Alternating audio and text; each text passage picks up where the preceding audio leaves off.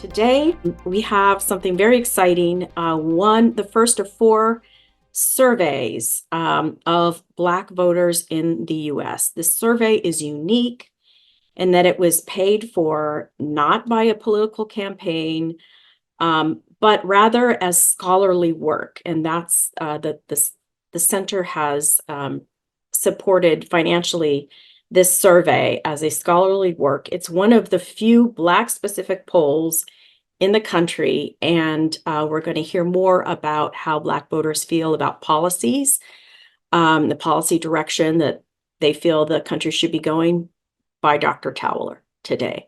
Thank you so much, Dr. Towler. Take it away.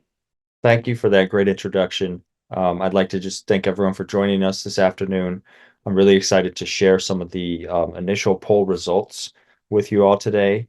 I have a short presentation for the poll that I'm going to take a few minutes and go through, and then the rest of the time will be for any questions or conversation that we have. So as mentioned, this is part of an ongoing poll series called the Black Voter Project, a project that I've directed since 2016 with the goal of collecting reliable and representative data of the Black community across the country. I've done a number of national polls and a number of subnational polls, some battleground state polls, a few California specific polls. The most recent data is from this 2024 National Black Voter Survey. It's a survey that was fielded in the month of April, administered online through YouGov. And I ended up with over 2004 interviews to be exact. The survey has an average interview length of 18 minutes. And this is where I kind of pride myself on this project. It's a survey that's large enough to be stratified across age, education, gender, and geography, collecting a nationally representative sample of Black voting age adults from all 50 states. And then, unlike most sort of subsample surveys of Black groups, the margin of error is relatively small at plus or minus 2.7%, giving us data that can give us some really clear and reliable conclusions that can be generalized across the country. And so to start, the survey asked questions about voting and elections, namely likelihood of voting in the 2024 presidential election. What we found is that 58% of respondents said they definitely will vote in 2024, with 13% saying they definitely will not vote. I'm going to come back to this later on, but this is close to 2020. If turnout reaches this 58%, we're almost there. In 2020, it was 61%. There's still a large number of respondents, as you can tell by the sort of missing data here, that maybe will vote, are not sure if they'll vote, and are somewhere in between the will and will not vote. That will likely make up their minds one way or the other between now and the election. And so it's looking like we will have similarly high turnout to 2020 and 2024 when it comes to Black voters. When looking at who people will vote for, we found that 62% of the respondents approve of the way Biden is handling his job as president, with 23% strongly approving, while 23% disapprove. And so relatively high support for Biden as president right now. Thus, in a hypothetical matchup between Biden and Trump, 62% say they will vote for Biden compared to 14% for Trump. These numbers are a bit lower than what we saw in 2020 because these are of the entire voting age population. So when we look at sort of vote choice in 2020, those exit polls are looking at only those who voted. And if we simplify this to only those who voted or only those who will definitely vote in 2024, support for Biden jumps all the way up to almost 80%, close to where it was at in 2020 again, and support for Trump goes to about 13%. So it actually decreases a little bit. When looking specifically at some of the cuts here along these lines, we find that there are differences in gender, education, identity, partisanship, and again, as I mentioned, likelihood of voting when it comes to vote choice in 2020. And so while Biden leads Trump overall 62 to 14, there is a substantial gender gap. For instance, among men, it's 58% support for Biden compared to 20% support for Trump. So black men overall are less supportive of Biden and more supportive of Trump in significant ways. Among women, the gap actually widens from the general population to 64% for Biden and just 10% for Trump. When it comes to education, not surprisingly, Biden's lead is larger among those with a college degree, 68% to 13%, compared to those without a college degree at 53% for Biden and 16% for Trump. Among those who say their Black racial identity is important to them, 69% support Biden versus only 13% for Trump. So racial identity does matter and somewhat change support specifically for Biden here among Black respondents. Unsurprisingly, Biden's support is overwhelmingly Democratic, where 73% of Democrats support Biden. On the other hand, Black Republicans do come out for Trump in the survey, with over 70% of Black Republicans supporting Trump. Among pure independents, Biden does hold a decent lead, 37% to 13% edge over Trump. And this is the population that we're really going to look to see what happens in the coming months as the election approaches, because this is going to either, tip the scales towards Biden or Trump, and suggest how close we are to similar results in 2020. When looking at voter registration and likelihood to vote, among registered voters, Biden leads Trump 73% to 14%. And as I mentioned, among those who say they definitely will vote, we start to get close to the 2020 numbers, where 79% say they'll vote for Biden compared to just 14% for Trump.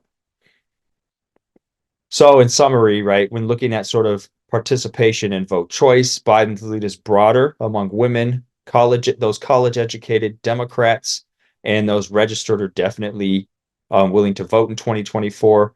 However, the gender gap amongst Black Americans is particularly stark, as is the partisan divide, which is not as surprising. And there's very few party crossover voters in either direction based on these results. But again, not too different from 2020, and definitely not as different as some of the other mainstream polls are suggesting that tend to have a much smaller sample of Black Americans and Black voters, arguably not as representative and reliable. When looking at policy issues, the survey asked about a wide number of policies.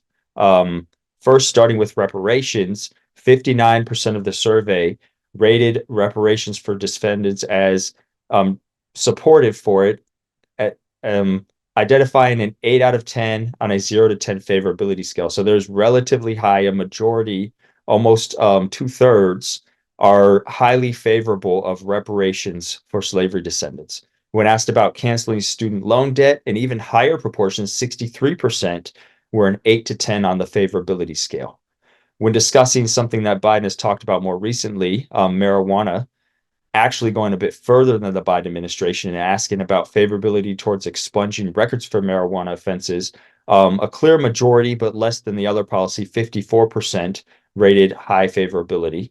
56% rated protecting abortion rights as an 8 to 10 on favorability.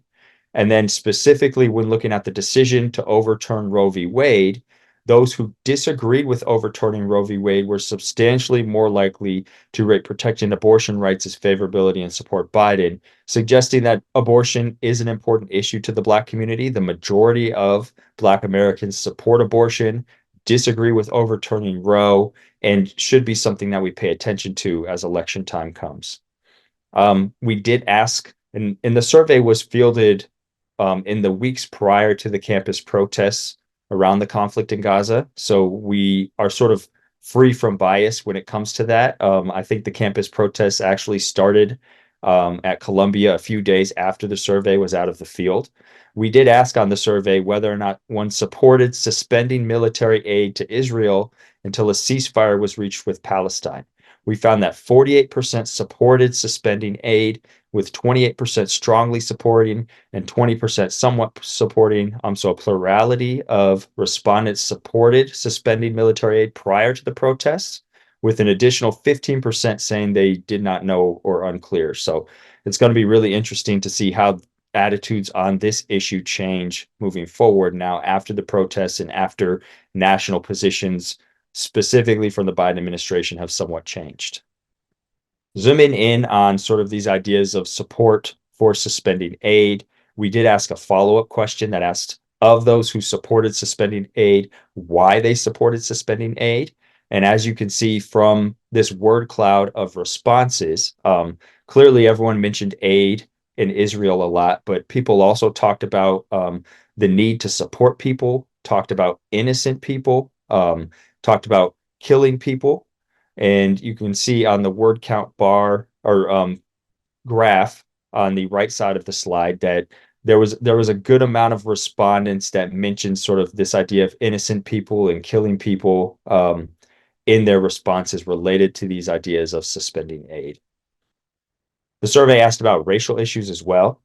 57% of respondents said Biden is responding extremely well or somewhat well to the needs of Black people. This is in comparison to 62% who approve of the way he is handling his job generally as president. So a bit less agreement that he's responding well to the needs of Black people, but still a clear majority. 69% of those who report their Black identity is important say Biden is responding well to the needs of Black people. And so if we look at those who are strongly identifying with their racial identity, there's more support for Biden's handling of Black issues and Black needs. When asked about economic anxiety, 52% report feeling anxious about the country's economic situation as a whole, with 22% feeling very anxious, followed by 53% report feeling anxious about their own economic situation, with a similar 26% feeling very anxious. Here, we find a somewhat disconnect between how people actually feel, with the majority of Black respondents feeling anxious about both the country's economic situation and their own economic situation, while the Biden administration continues to tout economic gains and a sort of prosperous economic situation. And so recent articles, one just the other day came out saying people are not really informed about the economy. They're very ignorant of what's actually taking place, believing lies about the economy. And there again is this data also reflects a disconnect between how Black people feel about the economy and what's actually taking place. Suggesting, and again, additional research could get into this, suggesting that these economic gains that the Biden administration is touting is not necessarily making it into Black people's everyday lives. They're not seeing the changes that might be expected when we are being told that we're living in such good economic times. Towards the end of the survey, we did ask people about confidence in party politics. We asked about confidence in Democrats and Republicans. We found 57% of respondents gave a rating of 8 to 10 out of 10 for having confidence in Democrats to act in the best interest of the public. This was clearly higher than the 19% who rated Republicans an 8 of 10 on the same scale, suggesting that even though there might be some surveys and polling out there suggesting Black voters are turning towards Republicans or identifying more with Republicans, not really the case, right? There's very few who feel confident in the Republican Party compared to the Democrats. Independents, though, gave Democrats only a 20% confidence rating of 8 to 10, much lower than Democrats themselves. Furthermore, lower confidence came from younger adults, non-college educated respondents, and those who support a third party. And so even though, and I'm going to get into this hopefully in the discussion, even though Black respondents don't necessarily view Republicans with high confidence, independent Blacks tend to see Democrats as tend to not have very much confidence in Democrats as well. And so just because we don't find a lot of Black support for Trump and Republicans doesn't mean Democrats don't have work to do, right? There's still a lot to be gained and a lot to be desired when it comes for Black support for the Democratic Party in this day and age. When asked about Trump and the MAGA movement, kind of to reiterate some earlier conversations and discussion, 48% of respondents said that the threat of Trump and MAGA has increased since 2020 compared to 24% who say it has not changed. And so there's an understanding that the threat that was there in the past has gotten greater as we approach this election season. And then 69% of respondents held an unfavorable rating, a 0 to 4 rating of Donald Trump on a 0 to 10 scale. And so nearly 3/4 of respondents rate Donald Trump very unfavorable. And so, in summary, the data shows Biden leading Trump hypothetically for 2024, higher approval for Biden's policies around reparations, student loans, marijuana, and abortion rights. There's concerns around Trump as a continued threat in the MAGA movement. And there's a divide in perceptions of how well Biden is addressing the needs of Black Americans, including confidence in the Democrats, especially among Black Republicans. Um, Again, there's a lot more to this data. There are full top lines and select crosstabs posted on the Black Voter Project website, www.blackvoterproject.com, where you can sort of dig into the data on your own if you'd like. And I'm happy to answer any questions that we may have and discuss anything else from the survey or from the presentation that comes up. Oops. Please submit your questions. If you have any questions for our speaker. I have a question. Oh, okay. So we have a question here. Can you tell us more about what you mean by saying the survey is generalizable? How about to California? When I'm discussing generalizability for this survey, I'm mentioning it on a national level. Most polls right now that try to expand on Black public opinion do so from a very small sample that likely doesn't represent the age, gender, education, geographic proportions of the Black community across the country. And so in this national survey, we've worked really hard to gather a representative sample that reflects the demographic breakdowns of the country as a whole, with a large enough sample to generalize to the entire national population with a very small sort of margin of error. As I mentioned, a less than 3% margin of error.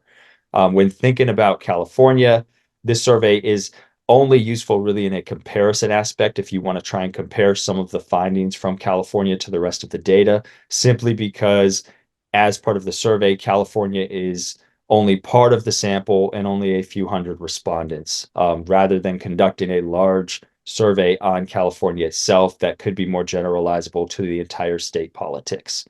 That said, the Black Voter Project has conducted one survey and one more in progress right now that's hopefully soon to be released in the state of California, where there are larger samples, 500 to 1,000 respondents just in the state of California alone, that is more generalizable to the state itself, that can help answer more statewide politics questions.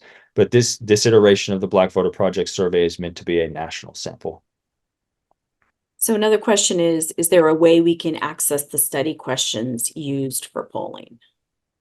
Absolutely. They are available in both the top lines and the cross tabs on the Black Voter Project website. I'm going to try and type it into the chat as a response right now.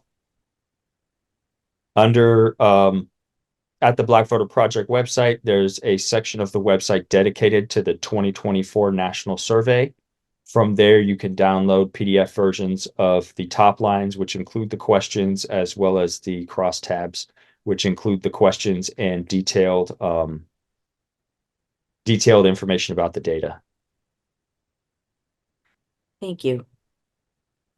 I don't see any more. I was just sort of curious though. So Professor Towler, what from your presentation, how is this data and what can we learn from the data that's new and different, say compared to other polls that are discussed in the media regarding Black public opinion?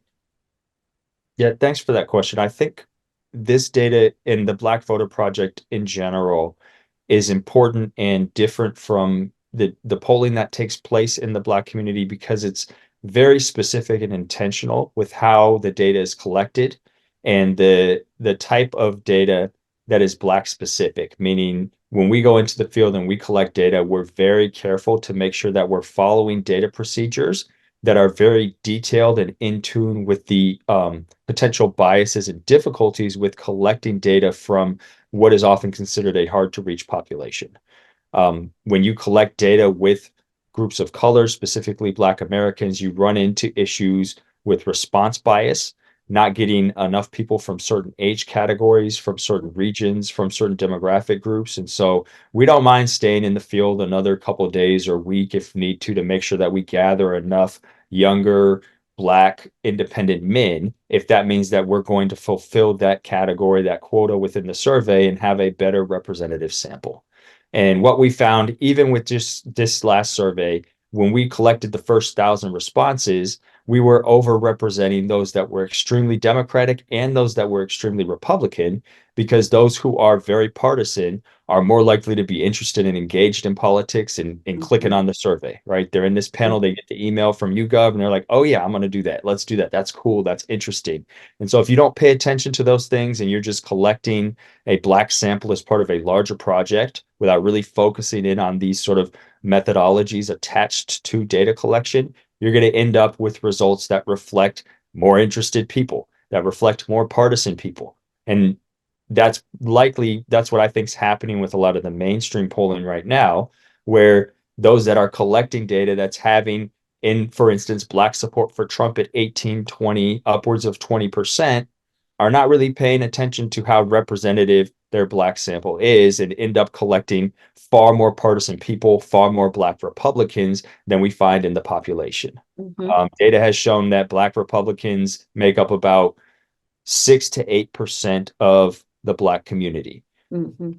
If you don't pay attention and you just collect data without really zoning in on the potential bias for oversampling Black Republicans, you could end up with upwards of 15, 20% of Black Republicans and then biasing your results on something like vote choice.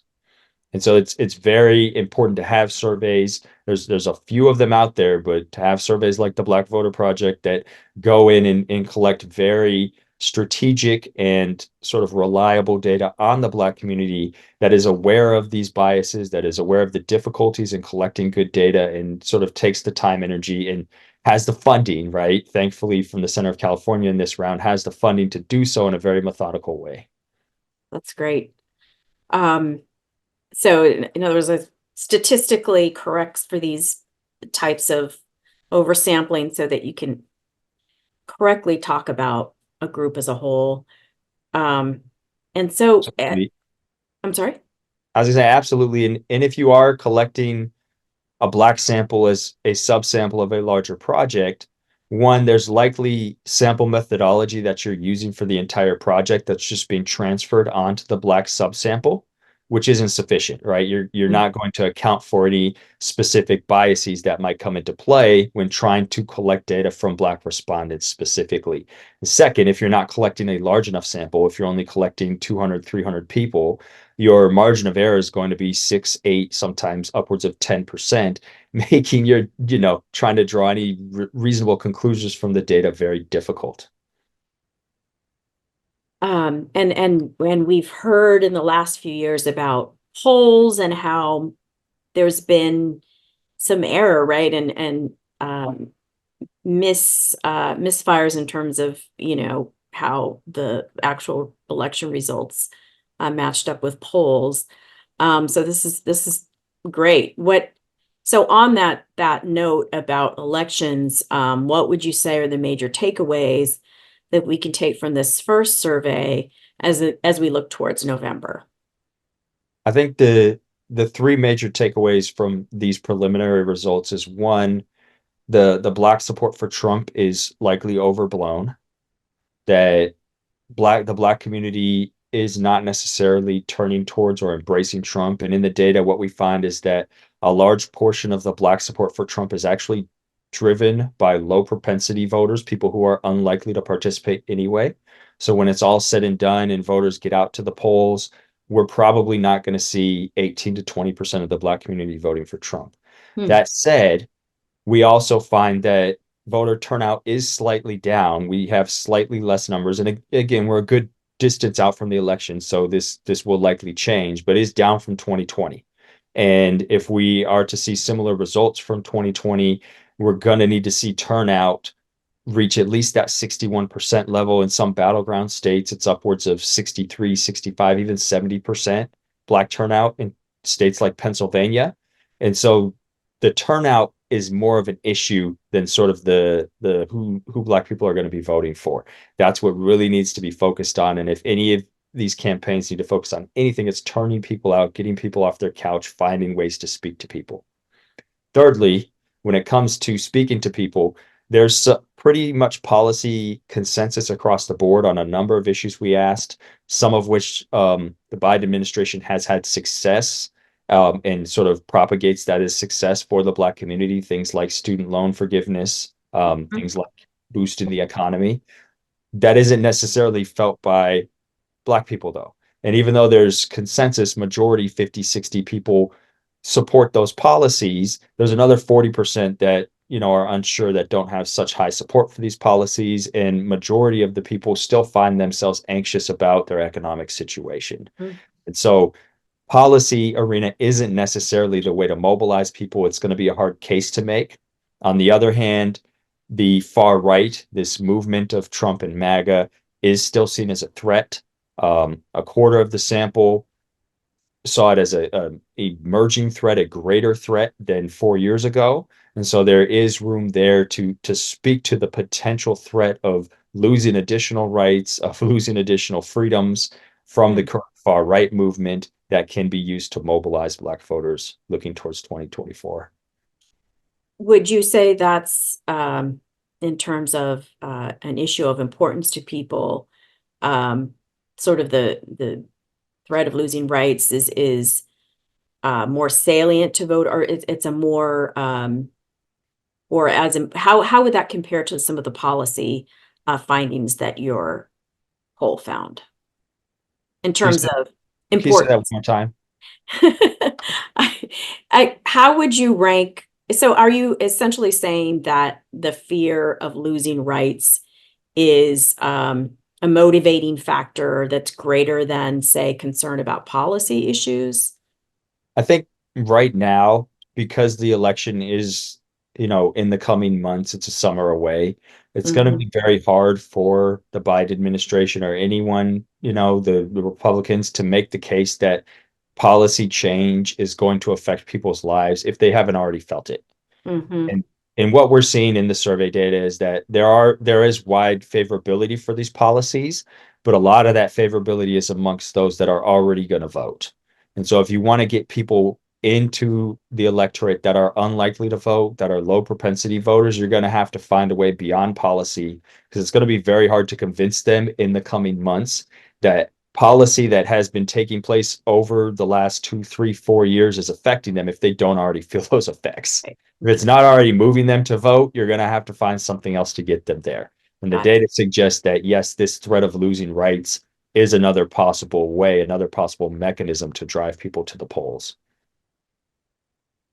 Are there any takeaways regarding generational gaps in terms of propensity to vote and how that could affect um, sort of the election, or, you know, yeah, Yeah, no, affect absolutely. November? There's this general theme that young voters vote less is played out in this data, proves true, especially with young Black men. They are the least likely to be certain to vote in 2024.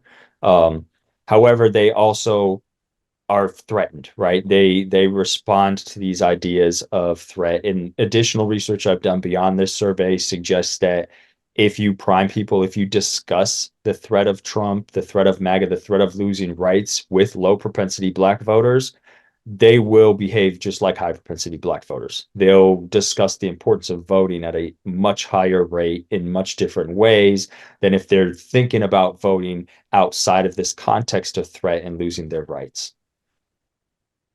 Fascinating.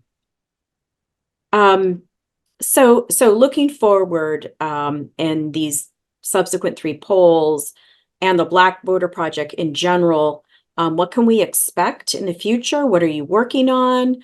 Um, what do you envision, even beyond November? Yeah, so this is a really exciting project in that it's not only unique at the large sample of Black Americans and the representativeness of the project, but it is a longitudinal design, meaning there's going to be three more ways of this survey where we recontact the same people or as many of the same people as we can from this first wave. And so we're not only going to be able to ask additional questions about emerging issues as the election approaches, but we're actually going to be able to see how people's attitudes and potential political behavior changes as we approach the election. And so if people are not likely to participate or are not very enthusiastic in this first wave, but they change and they turn into voters come election time, we'll be able to see why. We'll be able to see how that relates to their policy attitudes, to these ideas of threat, to their demographics, to their age, to their gender, their geography, and really have a really cool and unique picture painted as to who became voters, who were already voters, and potentially who chose to abstain, right, and remove themselves from the electorate and the reasons or the other issues associated with those behaviors and decisions. And so, again, this is a really exciting project and something that doesn't just stop here. We're looking forward to these additional waves and a final wave that will be collected following the 2024 election to hopefully put it all together to bookend this election year project. That, and we have some additional questions, but just to follow up on that. So, so in a nutshell, if you contact the same voters over a period of time, you can more accurately talk about change in attitude than what we see with polling, national polling right now, where there's a point in time and a certain number of voters are contacted, and those are then projected onto the whole country. And then a few months later, a different set of people are, is that sort of what you're saying then? Yeah, absolutely. So the way polls are generally done are what's called tracking polls, where they're cross-sectional and they just take a quick cross-section of voters, present the results, and then take another cross-section of different voters at a different point in time and present those results and then offer that as trends among voters in their sample. There's two issues with this. One, these cross sections hardly ever have significant Black samples. And so it's very difficult to say what's going on within the Black community when looking at these cross sectional polls. And secondly, because they are cross sectional and talking to different people, all you can discuss is general trends. You can't really talk about any type of change in attitudes or change in behaviors because you're moving from one person to the next in each cross section of the data. And so by looking at longitudinal data that is not cross-sectional, that is using recontact information, you can now say, yes, this person did not say this in this wave at this point in time, but then they actually changed their opinion. Or they said they weren't going to participate, but then they actually voted. And these are real changes happening at the individual level that in the aggregate we can look at and understand more than just trends, but actual causal change over time. That's great. So, and Professor Teller, and I will get to, there's a couple of questions in the chat that I will get to in a second. I just wanted to touch on what you talked about in terms of national polls having a very small sample of Black voters and not being enough to generalize about, the whole country. Can you talk a little bit about your experience? I've heard you talk about your experience as a graduate student in trying to find data, and how that led to you to where you are now.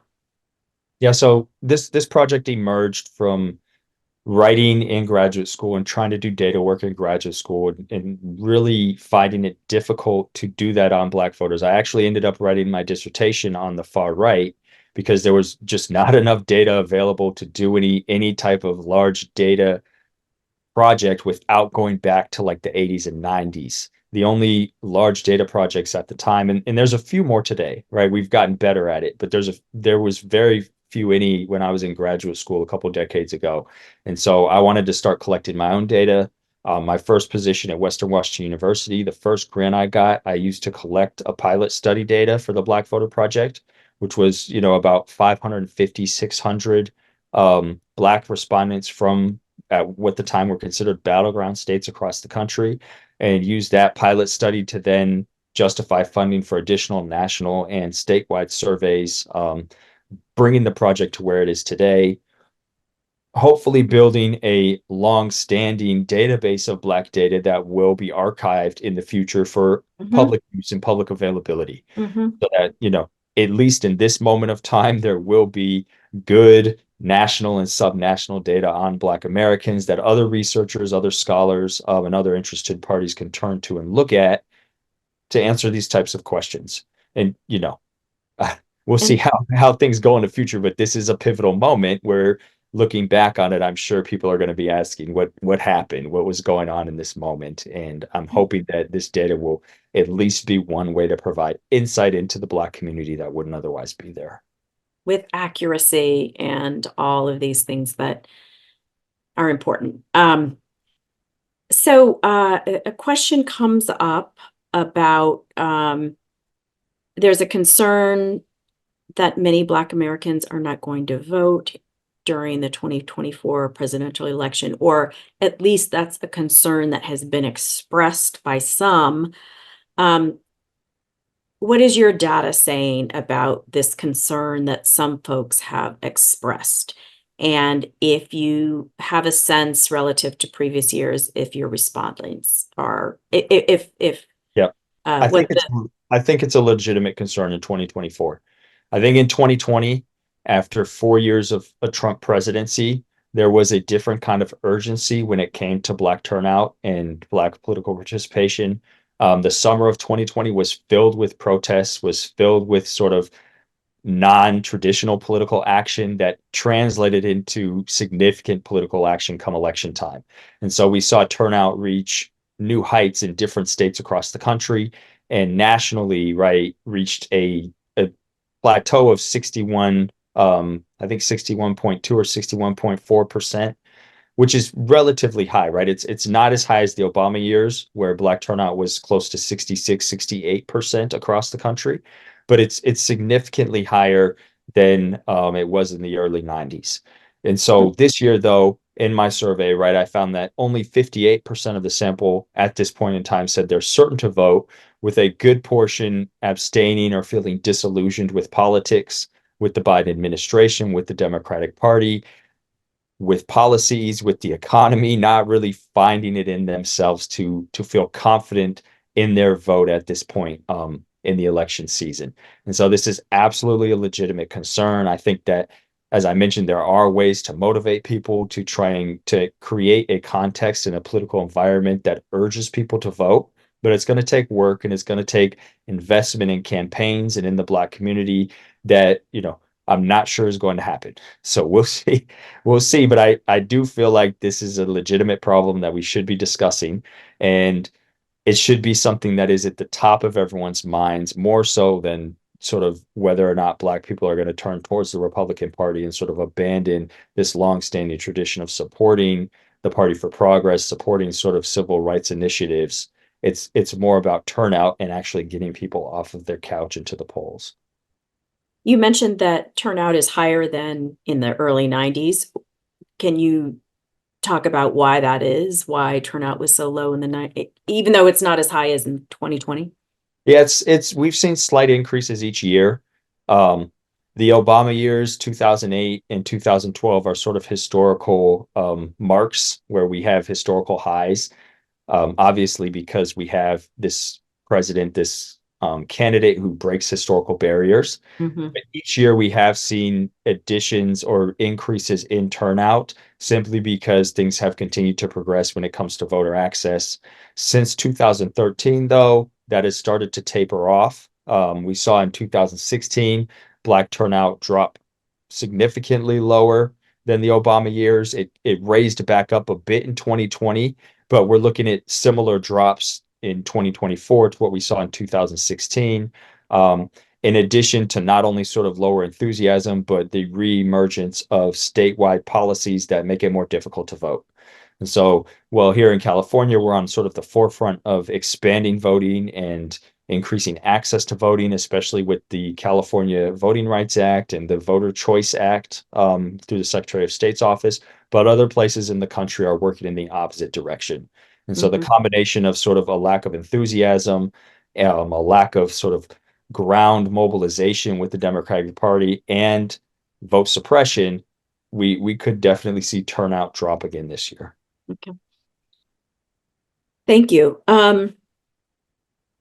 So there's a question about someone says, I appreciate the timely question if about asking the participants if they supported spending military aid to Israel. Does the data show any correlation between an independent voter, younger, and support for suspending aid? It does. I'm going to pull the slides back up here for this question. Again, if you go to the website, there's additional information and crosstabs related to this question. But when it came to suspending aid to Israel, there were age differences. There were differences based on sort of racial identity, support for the Black Lives Matter movement, party affiliation, and likelihood of voting, such that younger respondents were more supportive of suspending aid. Those who closely identified with the BLM movement were also more supportive of suspending aid. Minimal differences, surprisingly, between Democrats and Republicans. Independents actually the most supportive, the largest proportion saying they strongly supported suspending aid. And among those who would definitely vote in 2024, 33% strongly supported aid compared to lower levels among less likely voters. So this is an important issue, especially for those who say they're definitely going to vote, but then those who are younger and more involved in movement politics as well. And so there are interesting cleavages when it comes to sort of this issue of Israel and the conflict in Gaza amongst these different demographic groups. And again, this is the beauty of having this type of data, is you can break down the data in this way with confidence, because we're talking about 2,000 people here when looking at these cleavages, rather than breaking the data down into subcategories that you're only looking at 50, 60 people in each category. And so we can say with some confidence, beyond the margin of error in this survey, that these differences are real and do exist in the general population. Fascinating. Please, if you're in the audience and you'd like to submit a question, please do so in the chat, and we will ask your question. I have a question about independent voters. Sort of, did your survey reveal anything as to,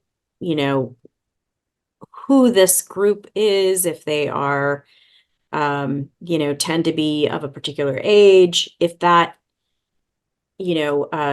group of independents is similar to, say, white voters or different?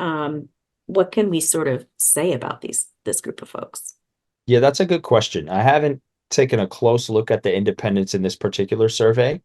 I know from past work, though, that Black independent voters tend to be more progressive than the general population, just as, Black voters in general are more progressive. There is a large portion of independent voters, though, far more than Republican voters. And a good number of them are high propensity, right? Are voters that are certain to turn out. Let me see if I have additional information on that I can pull up. And again, if you are in the audience and have a question, feel free to just type it in and we will answer it. And all of this data is available on the Black Voter Project, right? We can put the link to that in the... Yes. Okay. Please do feel free to visit the website, take a close look at the data yourself, and reach out to me with any additional questions or comments you may have about the data or the larger project. We'll put the link to that in the chat. Someone else is asking about how to get involved. This is a scholarly, someone else has a question. This is a scholarly work, so this isn't a link to a campaign, but, and I don't know if Dr. Keller has more information, but I'm going to put the Black Voter Project thing in the chat. Go ahead. In response to that, I did say you could email me at my Sac State email address, or if you're on the Black Voter Project website, there is a request there to submit a comment or question to the website itself. So there's a couple of ways to get in touch. We do have another question from someone, and it's a great question in the time, and sort of following up some of the discussions we've had about younger voters and turnout. In the time series studies that you're planning, will you be looking at the younger respondents to understand anything about their growth in being committed voters? Yeah, absolutely. That's a really great question. We are lucky enough to have almost half of this sample of the 2,000 voters be younger voters under the age of 50, with about a quarter of the sample. We worked really hard to make it as representative as possible, right? With a quarter of the sample being 18 to 29 years old. And so as we recontact people, we're going to have to, take the time to get as many of those people back into the sample in the subsequent waves as possible, because I think there's a lot to be seen there. There's a lot to look at when it comes to young voters and the election approaches, especially as they are the most likely to have participated in these protest events, to be on college campuses, to be in these sort of grassroots social movements that have materialized in the months since the survey, or in the month since the survey has been fielded.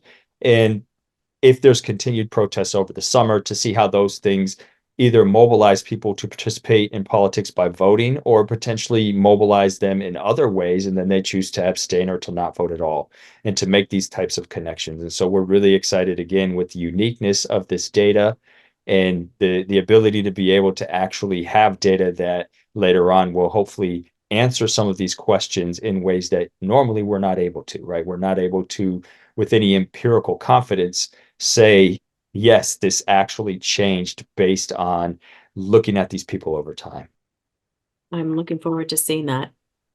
In a previous response to a question, you were talking about how to mobilize voters, and talking about the importance of shifting the focus from policy changes to, or policy victories to, the threat of having your rights taken away.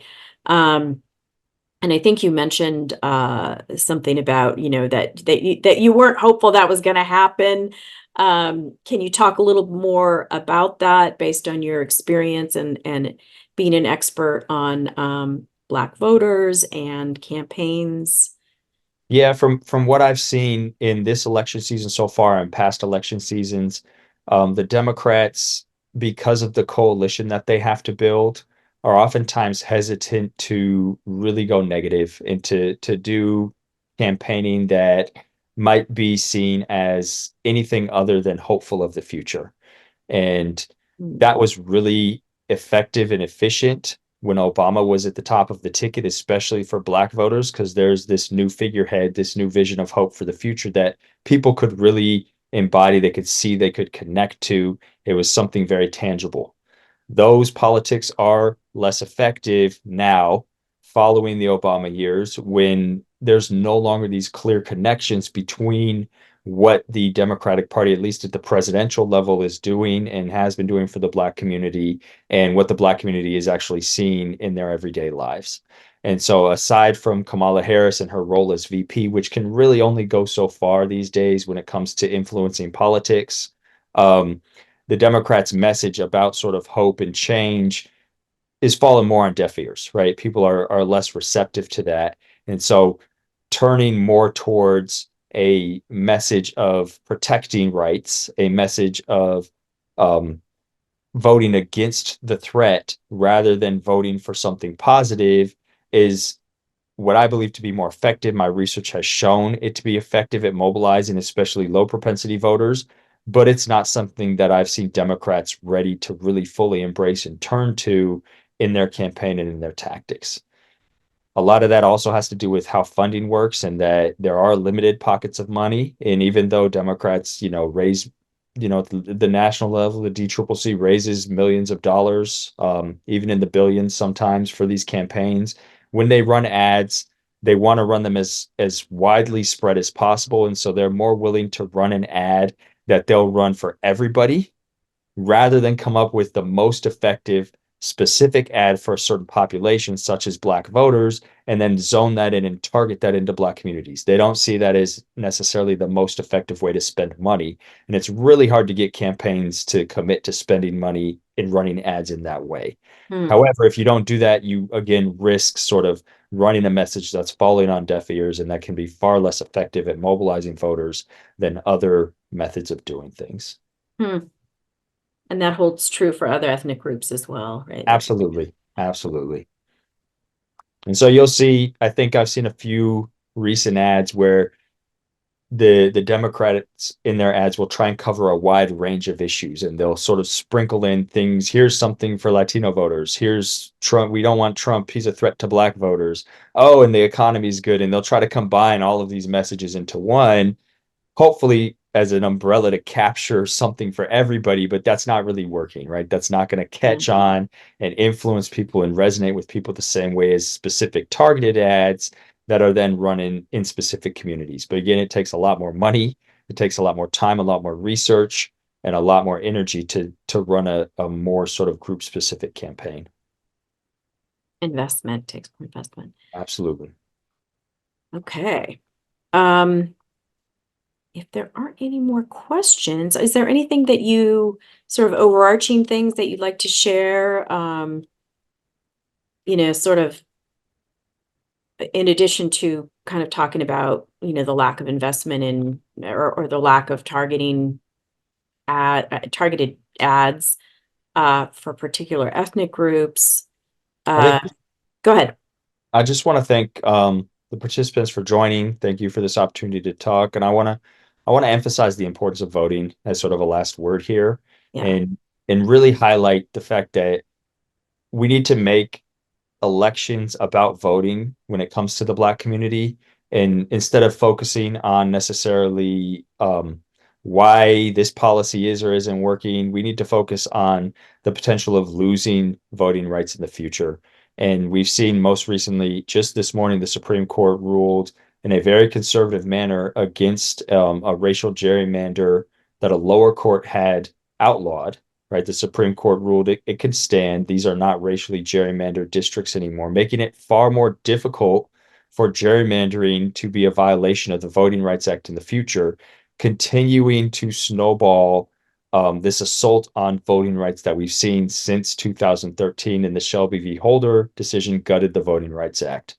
And I think we just, as a community, focusing on the Black community and other underrepresented communities, really need to highlight the importance of voting as a right, a hard-earned right, hard-fought right throughout history, and that there are extreme assaults and powerful assaults against voting, that if we don't utilize our right to vote now and vote against these assaults on our freedom, on our democracy, we might see voting become very more difficult and harder to actually do, to not have the same opportunity to vote in the near future.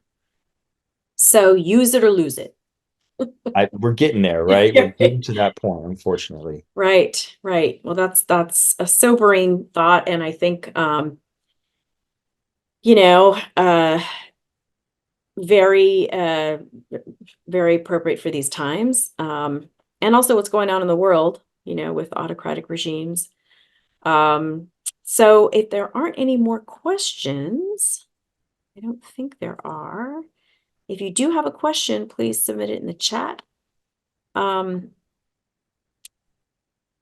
Great.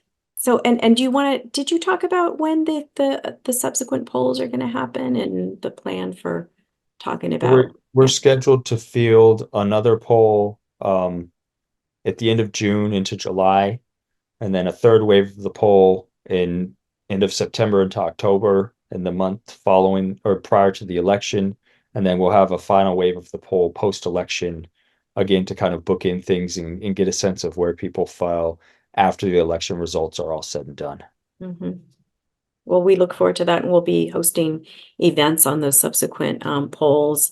And yes, oh, one more question.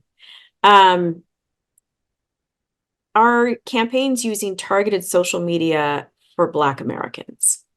And I think this is talking about, yeah, yeah, basically kind of addressing your issue about how Yep. campaigns, yeah.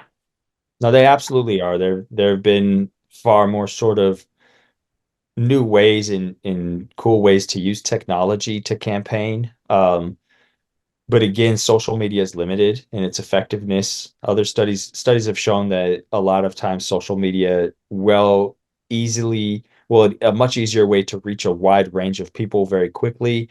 Doesn't necessarily stick. It doesn't resonate the same way as other campaign tactics. The most effective campaign tactic is actually face-to-face canvassing, where you could talk to people and have a more in-depth conversation. That has been shown to be the most effective way to get people to actually mobilize and get out to vote. And so, while social media does allow for more targeted campaigning in a more sort of quick and cheaper way, it's not necessarily the most effective. And even what I've seen on social media still lacks in some of what I believe to be the most effective techniques and modes for mobilizing voters as well. But it is being used widely by both parties. Mhm. And thank you for the participant for the numerous for your participation and for putting forth such great questions. This particular individual. So thank you. I think that is coming up on an hour, and I think that's it. So we look forward to the next survey, and you know, what will be happening in the world at that time, we don't know, but we know we will have an election in November. So that's a certainty. And yeah, well, we look forward to hearing. I appreciate the opportunity to discuss the results and appreciate the participation and continued engagement with sort of understanding politics in the Black community. It's a great opportunity that oftentimes are few and far between. So And thanks. very important population, and it's a shame that you know, there haven't been polls like this before, but it's been a pleasure to partner with you. So look forward to more work. All right. Right. See everyone in the next one. We'll be posting the next one on our social media as well as our website. And then, of course, Dr. Towler will have information on the Black Voter Project on his website as well. So thank you, everyone.